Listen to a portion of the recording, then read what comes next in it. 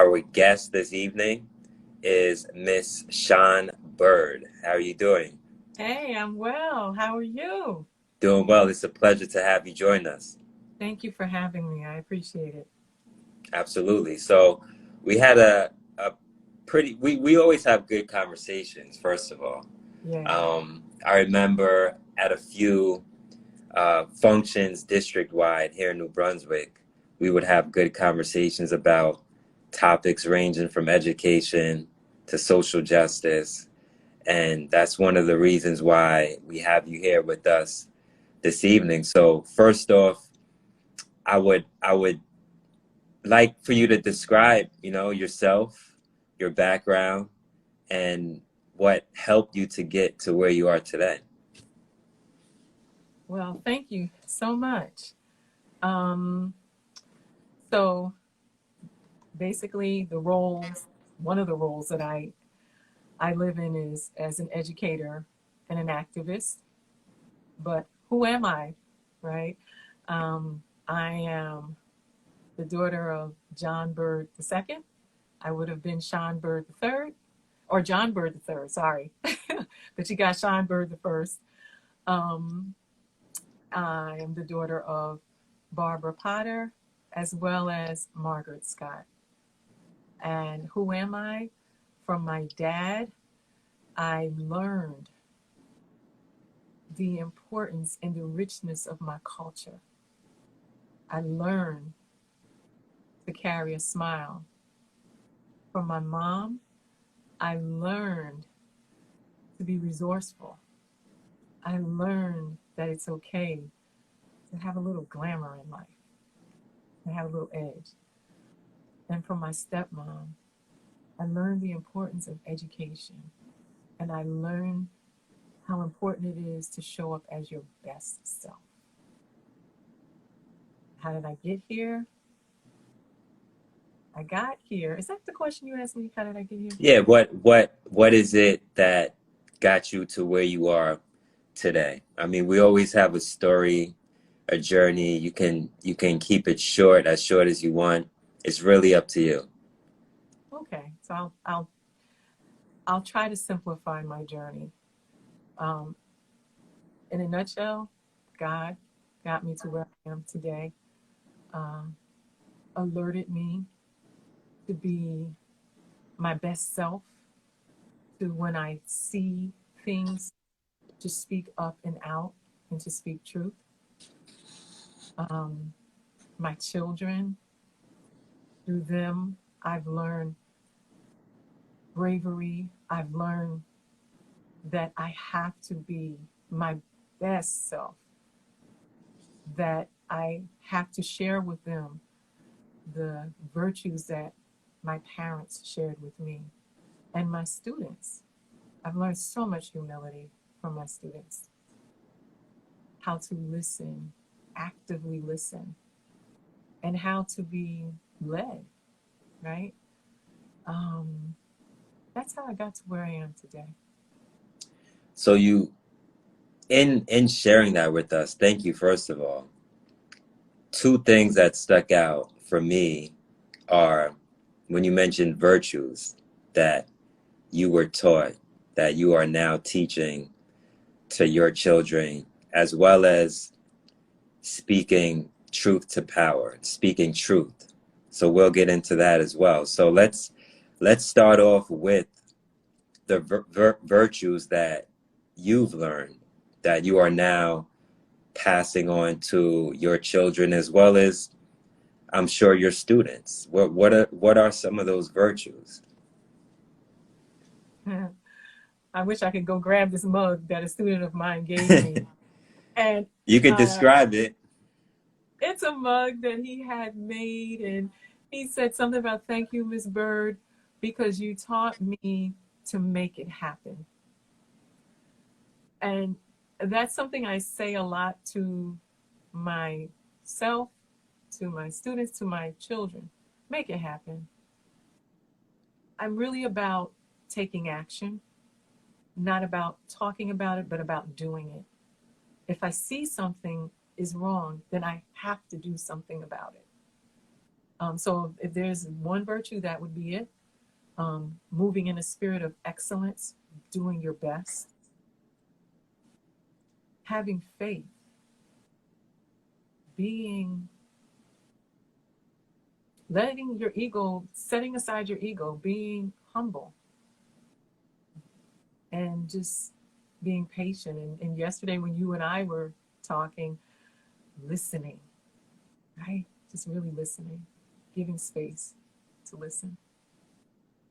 I really like what you said about excellence, walking, existing in our excellence, and knowing the space that we're in currently, racial tension, the state of this country, the division. How would you describe your current headspace?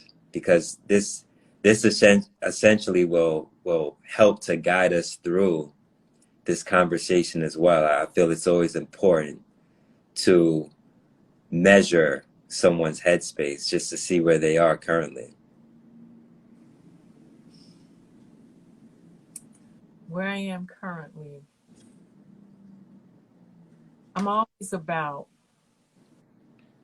just being humane, right? Uplifting other humans. Not this thing about black, white, race, just humans. That's just the kind of beaten path that I walk. But when I, as a human, wrapped in brown skin, am demonized, oppressed, marginalized, not even figuring the fact that I'm a woman, I'm like, enough. Enough already. Never really was asleep, maybe was taking a nap, but now I'm fully awake and I'm alert and I make no apologies. And I will speak the truth at in every instance. And I will take action and I will strategize and I will educate those around me. So that's the headspace I'm in right now. At first, of course, anger gripped me, but kind of decided to use that anger in a way that's profitable. And what do you mean by profitable? Describe that a little bit more. Using that energy in a way that it brings about healing.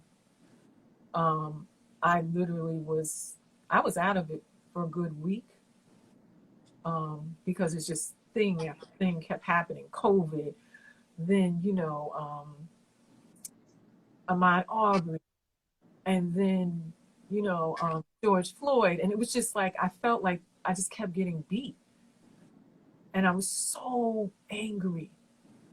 And it was like one day I just got up and was like, God, please show me what to do with this anger. I got to get out of this space. I've got to do something productive, So, yeah.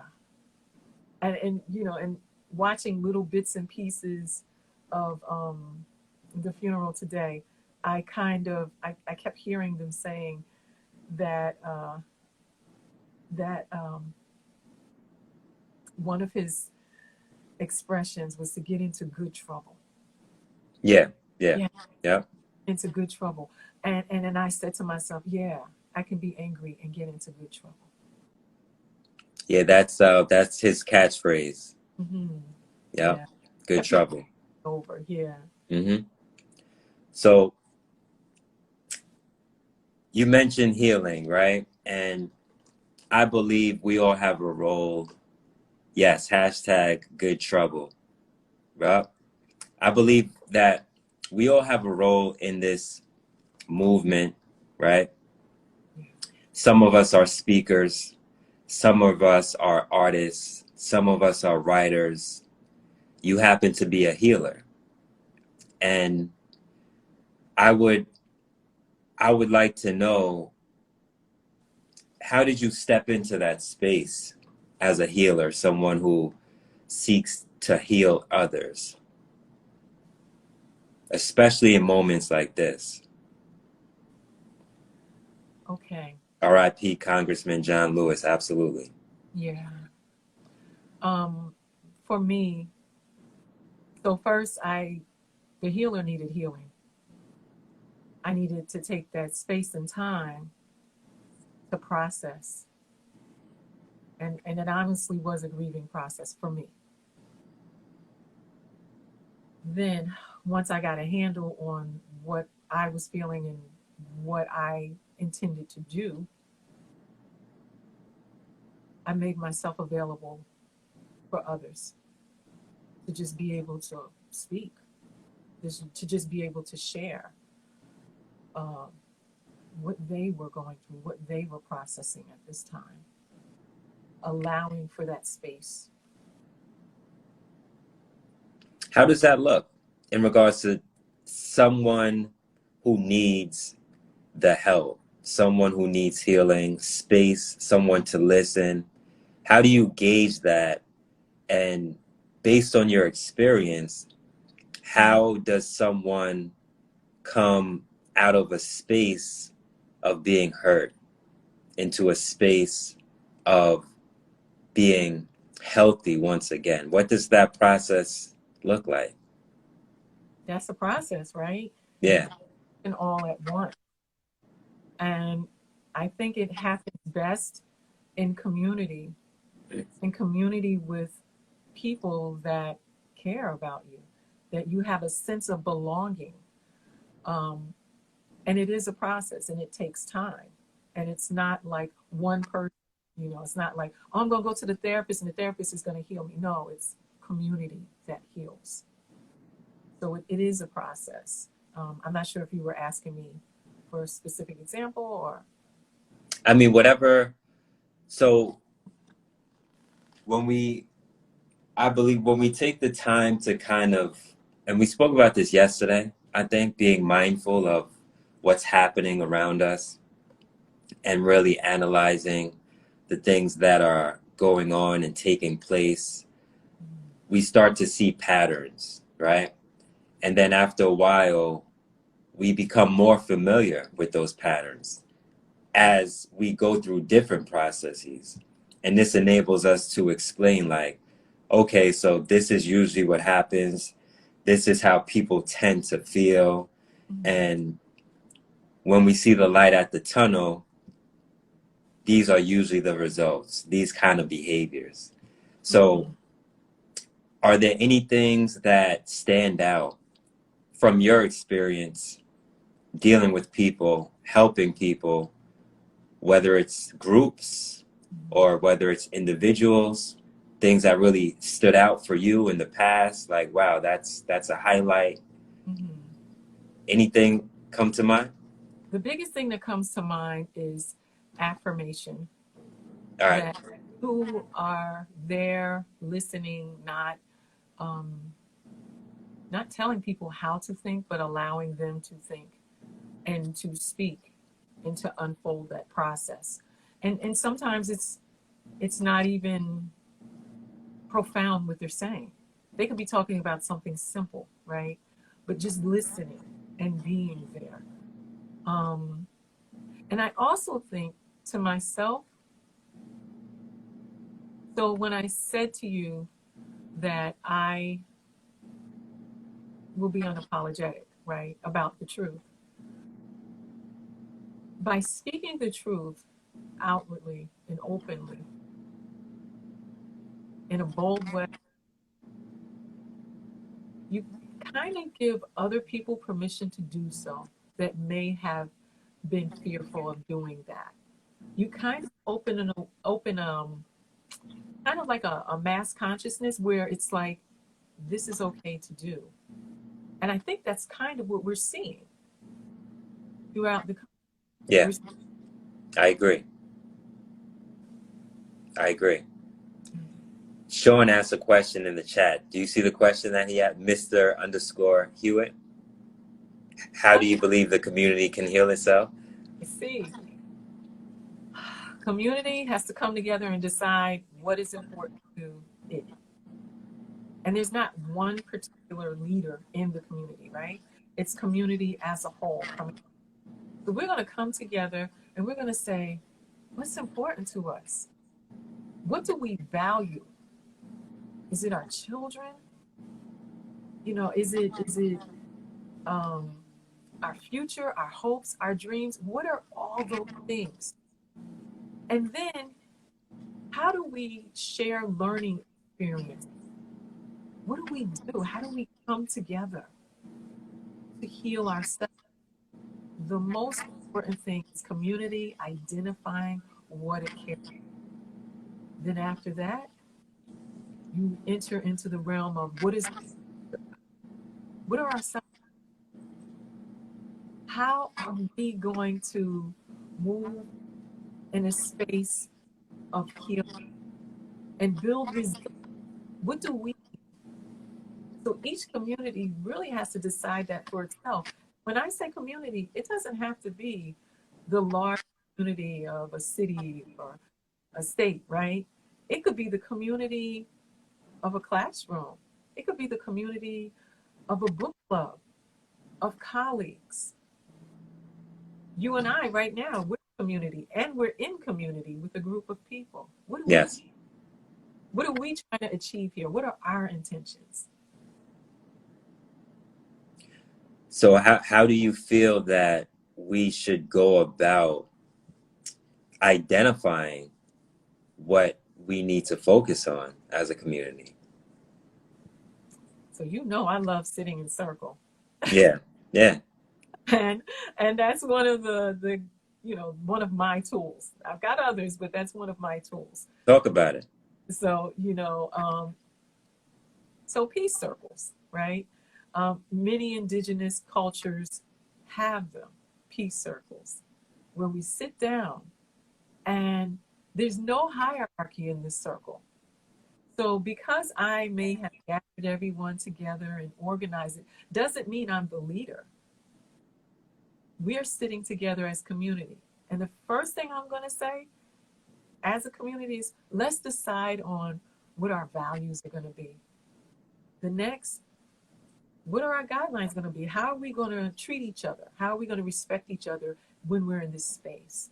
To make sure that it is safe enough that I can speak my truth, that I can feel brave enough to speak my truth. So what are we going to agree upon? What agreements are we going to have? And then let's get to it. And when that happens, for as many circles as I've sat in, wow, the wisdom, the power, the self-determination that appears in that space. And not just with adults. Nah, my best circles are with kids. What? Because they tell the truth exactly the way it is. And when they are in a space where they're not adulted, like I'm not the adult telling them what to say, how to say it, you can't curse, you can't. When I just step back and let them be, whoa, the genius that comes out. Yeah. Yeah.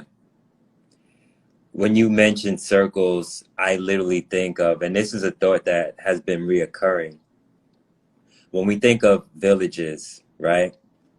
And then social constructs, how the people, the communities, the tribes within villages, they collectively create the values. But now we live in a society where we as people aren't even creating the values.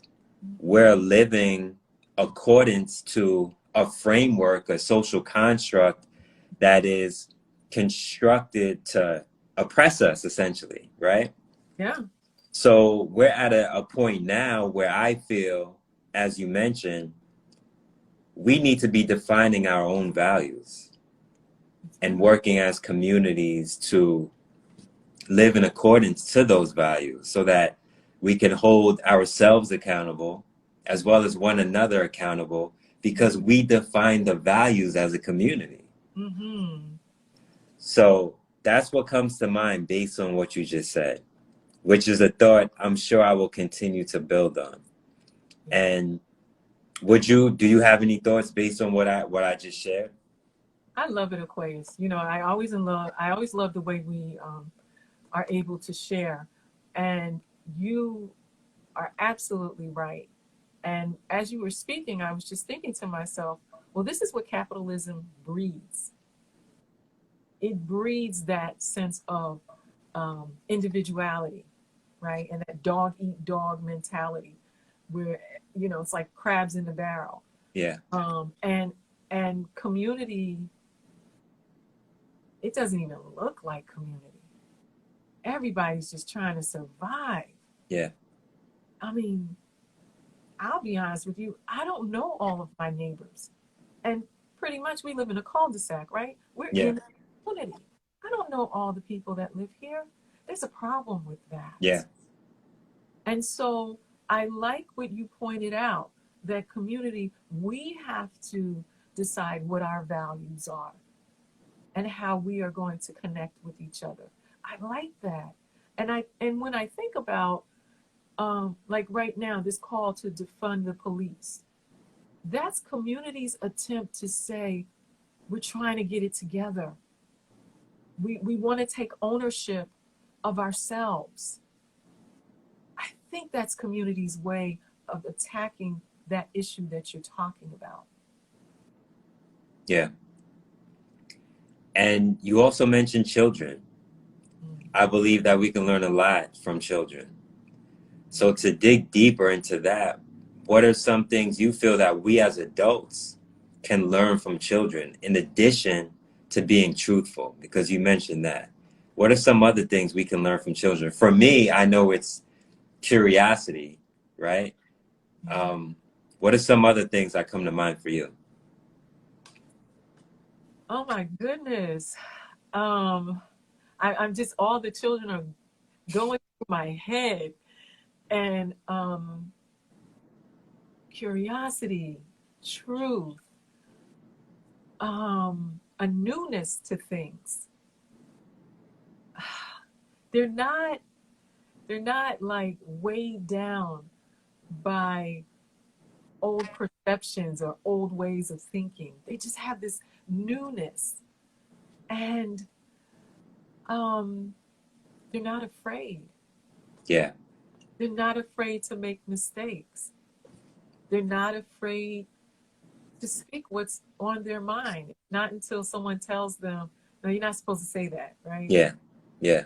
There's a certain fearlessness and youthfulness. And I love it that right now, millennials are taking over, right? This whole movement that we have. They have bold imaginations and they're fearless Yeah. and unapologetic. And I love it. So millennials would be my children, right? So I humble myself and I'm gathering you're a millennial, right? Yes. Okay. So Yeah. that's, have great conversations. Yeah. Yeah. The wisdom that pours out. I love that you said there's a certain fearlessness in Mhm. youthfulness. That's definitely a bar right there. So Yeah. Yeah. what where do you think like the fear begins and comes into play? If we're so fearless and we're able to brush things off and fall and get back up as children, where does the conditioning come in where we start to believe less in ourselves? We start to believe less in the world. We don't try as hard. Why is that? Where does that come from? And what can we do about it? And I'm thinking, as you're saying, I'm kind of processing in my mind. I think when we get so bogged down and entrenched in this system, so, you know, if I don't say this way, I might lose my job and I got to pay my mortgage. And that's where the fear comes in. You know, if I don't look a certain way or dress a certain way and spend all my money, I could lose the job. So it's just fear recycled in Yeah. various forms that halts us and stops us in our tracks. And you know, I just share with you, I was talking to my doctor today, and you know, he was saying, well, you know, there's gonna come a vaccination, and I was like, I'm not taking no vaccination, right? Yeah. Yeah. Not happening, okay? Because I don't know what is what, and I just don't trust like that. Mm-hmm. And he says, yeah, but then when it affects your job, and then when you can't, you know, go to him and you can't do it. So he was layering on all of the different things that stifle us in our fearlessness. Yeah. So I started out fearless, and by the time he got done with me, I was like, well, I don't know, but you know, me and God are gonna have to work something out because this can't be the way. Yeah. Yeah. Yeah. You're absolutely right. And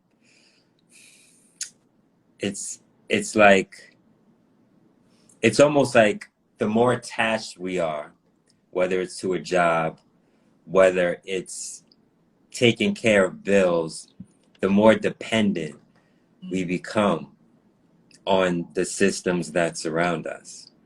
And that's contrary, that's like the complete opposite of what we may need to become as people Mm-hmm. to really thrive the Mm-hmm. way we are capable of thriving. That So is, looking at that juxtaposition where it's like we have the job, we have everything that we have to take care of day to day, but what is this really doing for us in comparison to our human potential and what we're capable of? that How is, do you think we should be balancing this as communities, specifically Black communities and communities of color?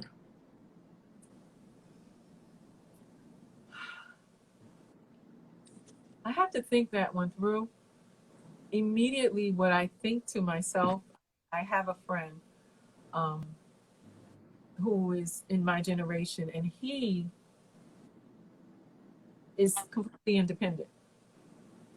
House is paid off, owns his own business, you know, has this amazing diet, and is able to think outside of the box and survive, and is able to move and speak, and is quite proud that he is not um, tethered to the system.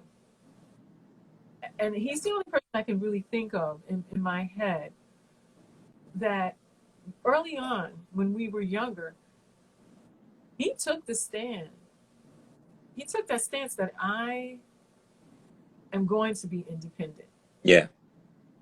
My children will never, ever have to be boxed in this system. And his children aren't. His children work for him and they travel the world. And he found a way creatively to do that, and still does find those means of doing that, and is also spiritually grounded. So he had a certain level of trust in a force outside of himself. I like that you said spiritually grounded, because we're going to move into that in regards to your spiritual perspective and the power of having a spiritual perspective. But I also want to touch on mental health, because when you're speaking, that's what came to mind, is the impact that being tethered to a system has on our mental health, because I'm sure it impacts it, right? If we're liberated, we're free, we feel powerful, we're able to do things that make our heart sing, right? And that bring us to life. I'm sure we wouldn't be dealing with the mental health issues that we deal with day to day.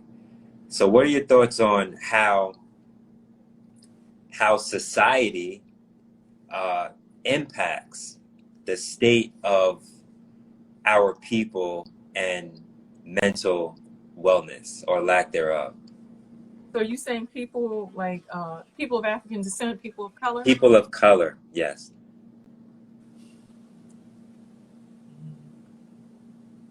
Let's just be real. This society does not value us, does not consider us. So you can believe 24 hours a day propaganda is being promoted to diminish our soul, to diminish our emotional well-being.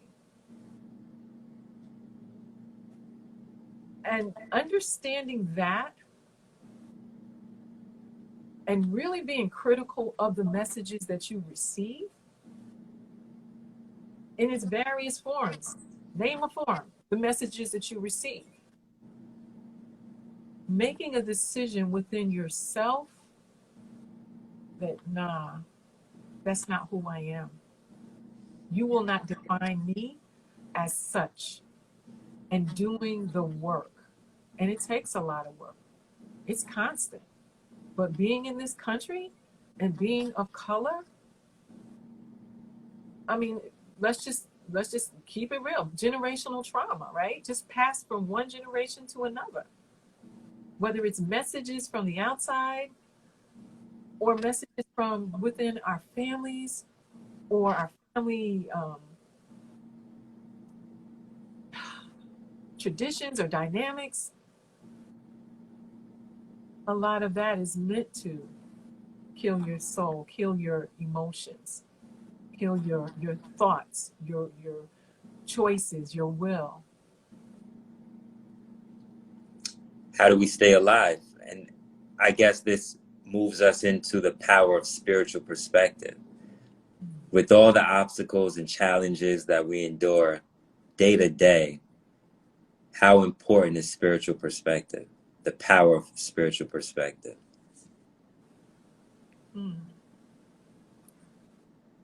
So I was actually sitting with myself, just thinking one day and saying, you know, I don't even know how I survived so long without being strongly grounded in my faith.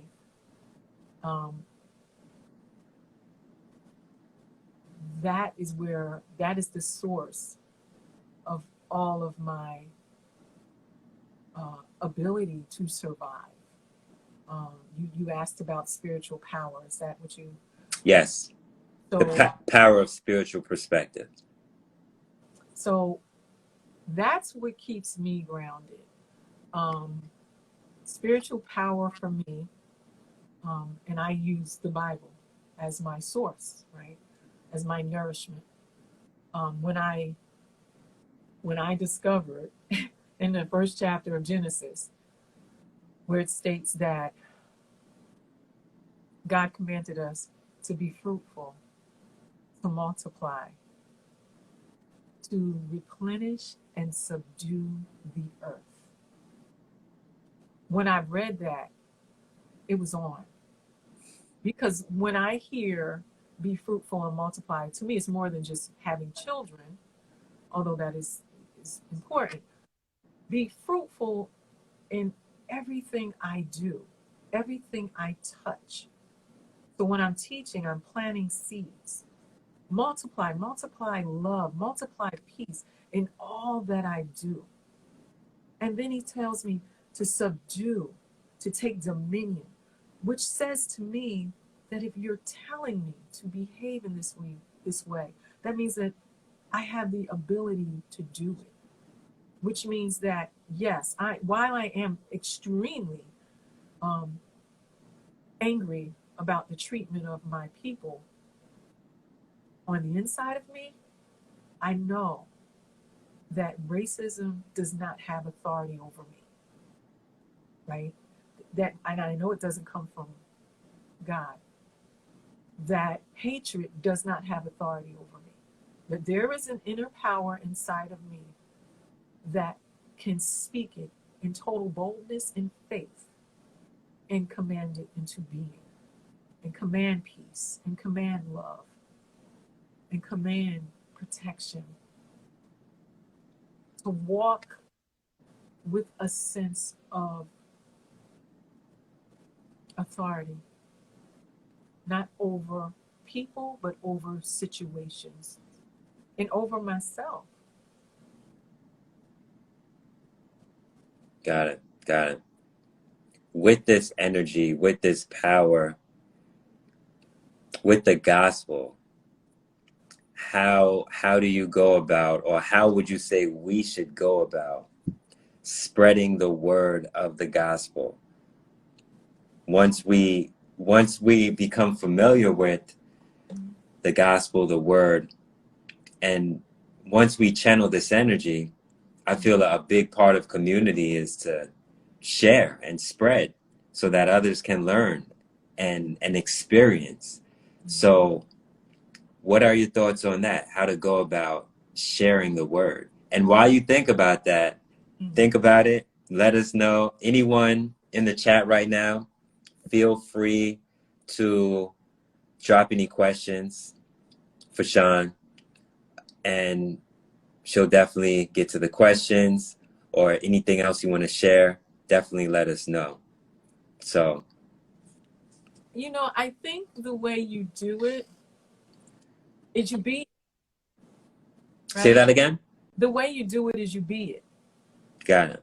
In all of our conversations, when I speak with you, I'm never preaching at you, telling you about this scripture and that scripture. I'm just being God. Yeah. That's it. I was it's so funny because today I was praying, and the thought came through my mind that Gandhi said, he said that if he had ever met a Christian, he would have become one.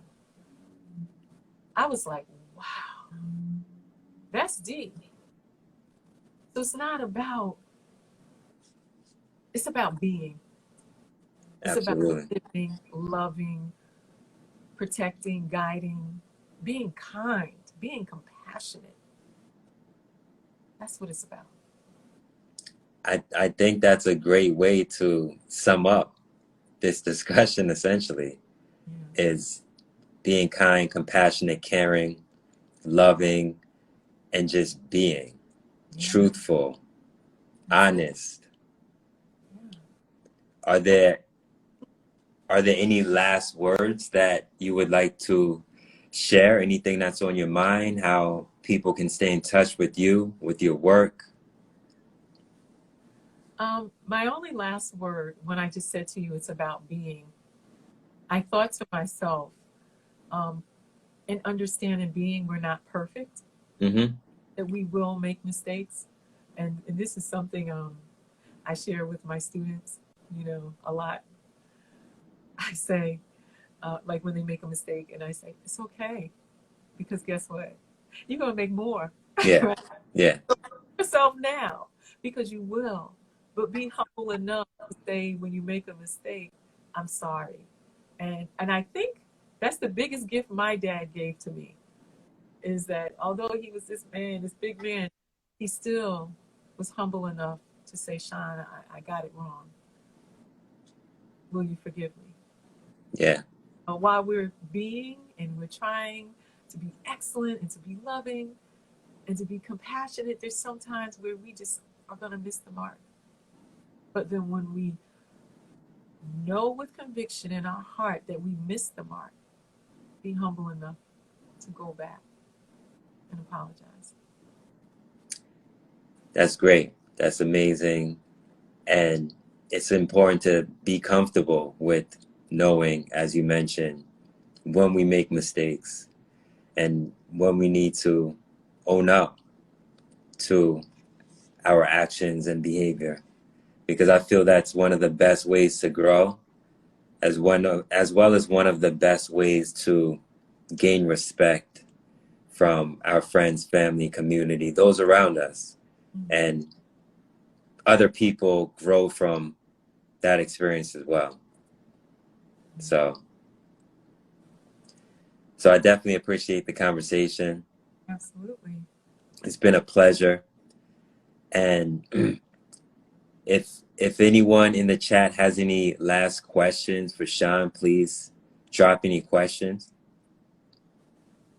And in the meantime, what is the best way for anyone to stay in touch with the current work that you're doing? If you want to share what you're currently working on, what are some current initiatives you're involved in, you can let us know as well. Boy, I feel like I'm doing a lot. I think what I will be working on, which is screaming out through my heart now, is this whole to return to school. Yeah, I was watching television last night. I don't often watch the news, but I just happened to catch Dr. Fauci saying, teachers, this is what he says. We must admit that we are about to engage in an experiment, a scientific experiment with you returning to schools. That's not acceptable. Yeah. Not acceptable. This is a health crisis that we're in, this global pandemic. It's not an educational crisis. And so the work that I will be focused on over the next few weeks is exactly that. That needs to be understood because lives will be lost. Absolutely, positively. You cannot tell me that I am going to engage in an experiment that could take my life and I'm supposed to be okay with it. No, not just my life, but my colleagues, my students, their peers. That is inhumane. And I just am in a position where we've always known that as educators that we are devalued in this country. We've already known that. But this makes it even worse. It really demands us to being babysitters. And that's not acceptable. Yeah. So that's what I will be focused on in the next few weeks for sure. And what is the best way we can support you in that work? I would say right now, now that, I'm understanding this Instagram account, just reach me on Instagram. That would be the best way. All right. And anyone looking to reach Shan on IG, her handle is pinned on the bottom at Shan Byrd 1. That's her Instagram handle. So that's where she can be reached at. So Shan, thanks again for your involvement. It's been a beautiful dialogue. I'm looking forward to more conversations in the future. And thank you everyone for joining in and hopping in on the conversation with us this evening. So until next week, much peace, much love, much happiness. Take care, and enjoy the rest of the week.